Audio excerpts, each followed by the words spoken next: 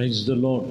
మన ప్రభు రక్షకుడైన యేసుక్రీస్తు నామములో ఈ కార్యక్రమాలు వీక్షిస్తున్న మీ అందరికీ శుభాభివందనాలు తెలియజేస్తున్నాం.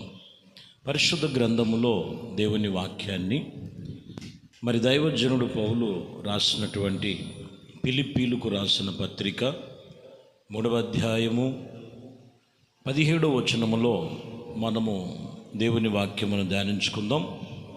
సహోదరులారా, మీరు నన్ను పోలినగా నడుచుకున్నట్లు మేము మీకు మాదిరిగానున్నాను ప్రకారము మీరు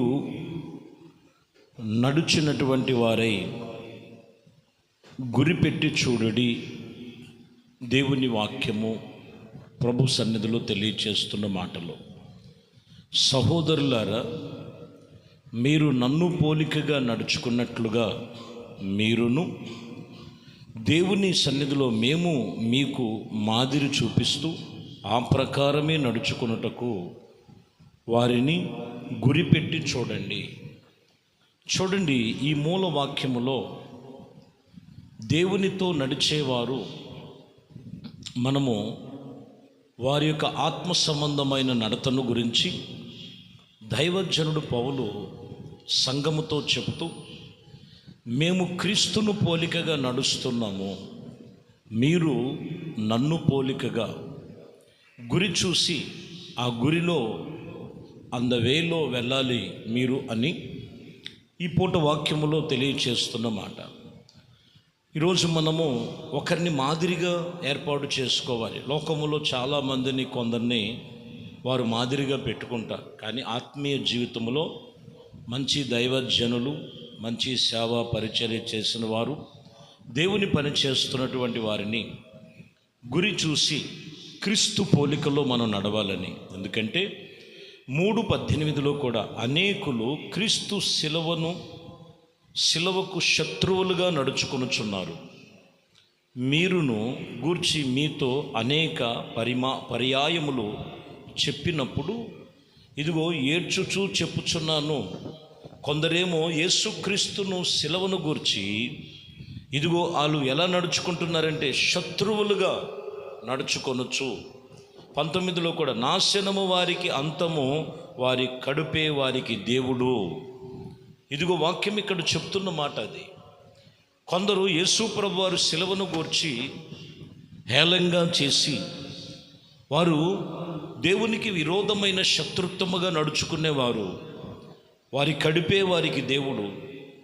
ఇదిగో వారు భూ సంబంధమైన వాటి యందు మనసు ఉంచి ఉన్నారని వాక్యం ఇక్కడ చెప్తున్నమాట. పరిశుద్ధ గ్రంథము దేవుని మాటల్లో క్రీస్తును పోలికగా, క్రీస్తులో మనము జీవించే వారముగా నడుచుకునేటువంటి నిబంధన ఉండాలని లేఖనాలు ఇక్కడ తెలియచేస్తున్నమాట. హెబ్రీలకు రాసిన పత్రిక 13వ అధ్యాయము 7వ వచనములో, మీకు దేవుని వాక్యమును బోధించుచు పైనున్న నాయకునిగా ఉన్నవారిని జ్ఞాపకము చేసుకొని వారి ప్రవర్తన ఫలములు శ్రద్ధగా తలంచుకొని వారి విశ్వాసమును అనుసరించండి. చూడండి, పైనున్నటువంటి దైవజనులు, దేవుని సేవ పరిచర్య చేసిన వారు, వారిని మీరు మాదిరిగా పెట్టుకొని వారి ప్రవర్తన ఫలములు శ్రద్ధగా మీరు తలంచుకొని వారి యందు మీరు విశ్వాసమును, వారికున్న విశ్వాసమును బట్టి మీరు అనుసరించవలెనని, ఆ గురి కలిగి మనము ఆత్మీయ జీవితమును నడుచుకోవాలని వాక్యం తెలియచేస్తున్నమాట. దైవజనుడు పౌలు గారు తిమోతితో, అలాగునే కొంతమంది ఆయనకి ప్రియమైనటువంటి ఆత్మీయ మిత్రులతో, వారందరూ కూడా ఆత్మీయతలో నడుచుకునేటువంటి నిబంధన ఏంటంటే, దైవజనుడు పౌలు గారు ఎంతగానో దేవుని యందు ఆయన విశ్వాసముతో ఆయనతో నిబంధన చేసుకొని నడుచుకున్నట్లుగా రాయబడి ఉన్నది. ఈ పూట వాక్యం అదే చెప్తున్నమాట. ఏ గురి కలిగి ఉండాలంటే, దైవజనులు దేవుని క్రీస్తును పోలికగా నడుస్తున్న సేవకులు, ఉపదేశకులను మనము మాదిరిగా తీసుకొని యేసుక్రీస్తు యొక్క దేవుని వాక్యమును బట్టి మనము ఆయనతో నిబంధన చేసుకొని వారి యొక్క ప్రవర్తన ఫలమును శ్రద్ధగా తలంచుకొని విశ్వాసముతో అనుసరించి నడవాలని ఇక్కడ వాక్యం చెప్తున్నమాట. ఫిలిప్పీలకు రాసిన పత్రికలోనే 3వ అధ్యాయములో 14వ వచనం, క్రీస్తు యేసునందు దేవుడు ఉన్నతమైన పిలుపునకు కలిగిన బహుమానము పొందవలెనని గురి యొద్దకే నేను పరిగెత్తుచున్నాను. ఇక్కడ కూడా చెప్తున్న మాట, బహుమానం అనేది క్రీస్తులో ఉన్నది. యేసుక్రీస్తే మనకు గొప్ప బహుమానము.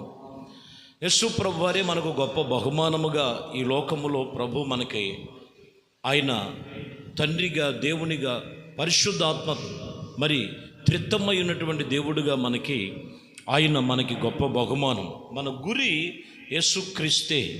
యేసుక్రీస్తునందు ఆయనే మనకు బహుమానం. చాలామంది జీవితంలో యేసును నమ్మితే ఏవో జరుగుతాయి, యేసును నమ్మితే ఏదో సంపాదించుకోవచ్చు, లేకపోతే యేసును నమ్మితే ఏవేవో కూడబెట్టచ్చు. అవి కాదండి. నిజమైనటువంటి బహుమానమే యేసుక్రీస్తు. యేసుక్రీస్తు వారికి ఇచ్చినటువంటి గొప్ప బహుమానం, మనకిచ్చిన గొప్ప గిఫ్ట్. అందువలనే మన గురి ప్రభువు మీదే ఉండాలి. చూడండి, బిలాం అనేటువంటి ఒక ప్రవర్త ఉన్నాడు. ఈ బిలాం అనే ప్రవర్త చాలా వైరాగ్యం కలిగినటువంటి ఆత్మీయ జీవితంలో ఉన్నట్లుగా కనిపించారు, కానీ కొన్ని పరిస్థితులు ఏమైపోయినాయి అంటే బహుమానం కొరకు పరుగులు పెడుతున్నాడు. అందుకని 2వ పేతురు రాసిన పత్రికలో 2వ అధ్యాయం 16వ వచనంలో, బిలాము దుర్నీతి వలన కలుగు బహుమానమును ప్రేమించెను, అయితే తాను చేసిన అక్రమము నిమిత్తము అతడు, ఇదిగో ఇక్కడ అనేకమైనటువంటి పరిస్థితులు, గాడిద మాట్లాడినా కూడా గుర్తించలేనటువంటి పరిస్థితులుగా ఈయన ఏ బహుమానం కోసం బయలుదేరాడంటే, ఇదిగో దుర్నీతిని ప్రేమించి, దుర్నీతిని కలుగు బహుమానము. ఈరోజు మనం గమనించాలి, లోకములో దుర్నీతికి కలిగేటువంటి బహుమానం కొరకు పరుగులు పెడుతున్నారు, కానీ యేసుక్రీస్తే మనకు నిత్య బహుమానము. మన గురి కలిగి ఉండాలి. మన గురి ప్రభు అయిన యేసుక్రీస్తు. గురి యొద్దకే మనం పరిగెత్తాలి. లోక సంబంధమైన వాటి వైపు కాదు, కానీ పరిశుద్ధమైన జీవము కలిగిన దేవుని సన్నిధానములో ఈరోజు మనం చాలా జాగ్రత్తగా ఆత్మీయతను మనం అనుసరించి నడుచుకోవాలి. ప్రియమైన దేవుని బిడ్డలారా, కాబట్టి బిలాము వలె దుర్నీతికి కలుగు చేసేటువంటి బహుమానాన్ని ప్రేమించి దేవుడు చెప్పిన మాటలు విని, ఇదిగో దేవుని దర్శనాన్ని కూడా చూడలేకపోతాం. ఎంత అమానుష్యముగా మరి ఆయన జీవితంలో చీకటి అలుముకున్నదో మీరు గమనించాలి.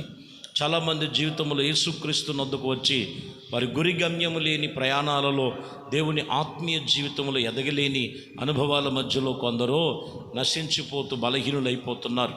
కాబట్టి ఇక్కడ మనం గమనించాలి, మన గురి యేసుక్రీస్తు. మన గురి గొప్ప ఉపదేశముతో కూడినవి. మన గురి గొప్ప దైవజనంగా, దైవ సేవ పరిచర్య చేసిన సేవకులుగా మన గురిగా ఏర్పాటు చేసుకోవాలని ఇక్కడ చెప్తున్న మాట. చూడండి, మనము హెబ్రీలకు రాసిన పత్రిక గమనించినట్లయితే 11వ అధ్యాయములో ఇక్కడ లేఖనములు సెలవిచ్చినటువంటి మాటల్లో మనము దేవునితో నిబంధన చేసుకునేటువంటి విషయమును గురించి 25వ వచనములో అంటాడు. మోషేను గురించి రాయబడిన మాటలు మనకు కనపడతాయి. ఫరో కుమార్తె యొక్క కుమారుడు అనిపించుకున్నట కంటే ఇదిగో ఒప్పుకొనలేదు, ఎలయనగా అతడు ప్రతిఫలముగా కలగబోవు బహుమానమందు దృష్టి ఉంచాడు. ఎందుకంటే చిన్నప్పటి నుంచే ఫరో కుమార్తె దగ్గర పెరిగారు మోషే గారు. మోషే ఇదిగో ఏమాత్రము కూడా అక్కడ అంటాడు, మనము గమనించినట్లయితే 26, ఫరో కుమార్తె యొక్క కుమారుని అనిపించుట కంటే ఒప్పుకొనలేదు, ఏలయనగా అతడు పొందబోవు బహుమానము దేవుని దృష్టిలో, దేవుని సన్నిధిలో ఉన్నదని. అల్పకాల పాపభోగ భాగ్యములు అనుభవించుట కంటే దేవుని ప్రజలతో శ్రమ అనుభవించుటయే మేలని ఎంచుకొని క్రీస్తు బహుమానము కొరకు శ్రమ అనుభవించటానికి గురి కలిగి ఉన్నాడు. ఈరోజు మనం చాలా జాగ్రత్తగా గమనించాలి. పరిచర్యలోనూ దేవుని సన్నిధికి వచ్చు ప్రభుతో నడుస్తున్నటువంటి అనుభవాల మధ్యలో కొన్ని శ్రమలు, కొన్ని ఇబ్బందులు, కొన్ని కష్టాలు కలిగినప్పుడు ఎందుకో నాకు ఇలాగ అయిపోతుందని ఎన్నడూ నువ్వు అధైర్యపడవలసిన అవసరం లేదు. నువ్వు ఒక గురి కలిగి ఉండాలి. అల్పకాల పాపభోగ భాగ్యముల కంటే దేవుని ప్రజల కొరకు శ్రమలు అనుభవించుటయే భాగ్యమని అదే నాకు గొప్ప గిఫ్ట్ అని, అదే నాకు గొప్ప బహుమానం అని దేవుడు కొరకు గురి కలిగి శ్రమ అయినను కూడా ఆయనను వెళ్ళినట్లుగా మోషేని మనం గమనించవచ్చు. కీర్తన గ్రంథంలో 119వ కీర్తన 100వ వచనాన్ని చూడొచ్చు. నీ ఉపదేశములు నేను లక్ష్యము చేసి ఉన్నాను. చూసారా, ఏమి లక్ష్యం కలిగి ఉండాలంటే మనము దేవుని ఉపదేశమును మనం లక్ష్యం చేసుకోవాలి. అంటే లక్ష్యం అనే మాటకు గురి, లక్ష్యం అనేటువంటి మాటకు గురి.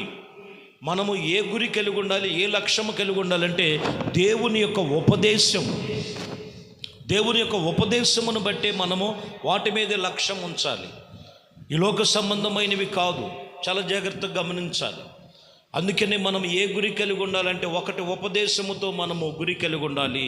అల్పకాల పాపభోగములు కాదు, శ్రమలే మనకు గురిగా ఏర్పడుకున్నట్లుగా మోషేని మనము చూస్తున్నాం. ఇదిగో గురి యొద్దకే నేను పరిగెడుతున్నానని పౌలు గారిని మనం జ్ఞాపకం చేసుకొనుచున్నాం. అలాగే కీర్తనకారుడు రాసినటువంటి కీర్తనలో 119వ కీర్తన 117వ వచనం, నా రక్షణకర్తగునట్లు నీవు నన్ను ఇదిగో ఉద్ధరింపుము, అప్పుడు నీ కట్టడాలను నిత్యము లక్ష్యము చేసుకుందెను. ఏం కలిగి ఉన్నాడంట? నీ కట్టడాలు అనగా ఆయన శాసనాలు, ఆయన విధులు నిత్యము లక్ష్యము చేసేదను అని రాయబడి ఉంది. ఏంటిదంటే ఆయన గురి, ఆయన కట్టడాలు, ఆయన శాసనాలు, ఆయన నిబంధన, వాటిని మనము గైకొనవలెను దేవుని వాక్యం చెప్తున్నమాట. వాటి విషయంలో చాలా జాగ్రత్తగా మీరు గమనించి ప్రియమైన దేవుని బిడ్డలారా, ఆయన సన్నిధిలో మనము చాలా జాగ్రత్తగా గమనించి మన లక్ష్యం ఏంటంటే ఇదిగో ఆయన ఉపదేశము.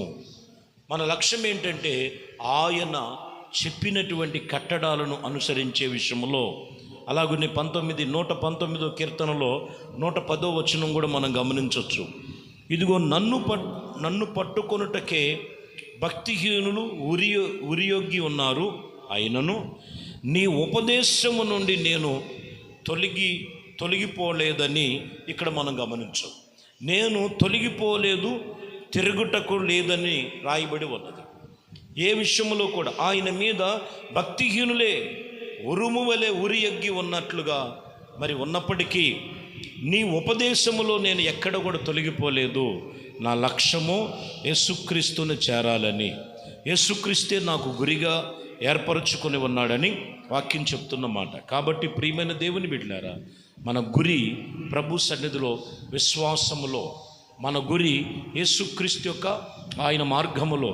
ప్రతి ఒక్కళ్ళ గురి యేసుక్రీస్తు యొక్క ఉపదేశమును చేత ఆయన యందు మనం లక్ష్యము చేసుకొని ఇదిగో ఒకవేళ భక్తిహీనులు వచ్చి ఇదిగో నువ్వు ఏమి సంపాదించావు, ఏం కూడబెట్టావు, ప్రభువుని నమ్ముకున్నావు, ఏం జరిగింది నీకని కొన్నిసార్లు భక్తిహీనత మాటలు నీకు వినపడచ్చు. ఎక్కడా కూడా ఎటువంటి విషయంలో నువ్వు వెనకంచి వేయకుండా నువ్వు క్రీస్తునందు లక్ష్యం ఉంచు. దేవుడు అన్ని విషయాల్లో నీ పక్షముగా కార్యములు ప్రభు జరిగించి ఆయన కృపలు నిన్ను స్థిరపరచునుగాక. ఆమేన్. ప్రార్థన చేద్దాం. పరిశుద్ధుడా, ప్రేమ స్వరూపి, దయగలిగిన మా ప్రభువా, నీ శ్రేష్టమైన పరిశుద్ధ నామమును బట్టి నీ వందనాలు, స్తుతులు, స్తోత్రాలు చెల్లిస్తున్నాం. నీ కృపా దయా సంకల్పమును బట్టి ఈ ఉదయకాలము క్రీస్తు అనే గురి యొద్దకు మేమందరము గురి కలిగిన వారమై, లక్ష్యము కలిగిన వారమై, మీ కట్టడాలను, మీ విధులను, నీ ఉపదేశములు, విశ్వాసమును, అన్ని విషయాలు ఆత్మ సంబంధముగా ఎదుగుటకు మీ కృప చూపించమని ఘనత, మహిమ, ప్రభావాలు మీకే పొందుకొని యేసుక్రీస్తు నామములో ప్రార్థించి వేడుకొనుచున్నాము తండ్రి. ఆమేన్. ప్రభు మిమ్మల్ని దీవించి ఆశీర్వదించునుగాక.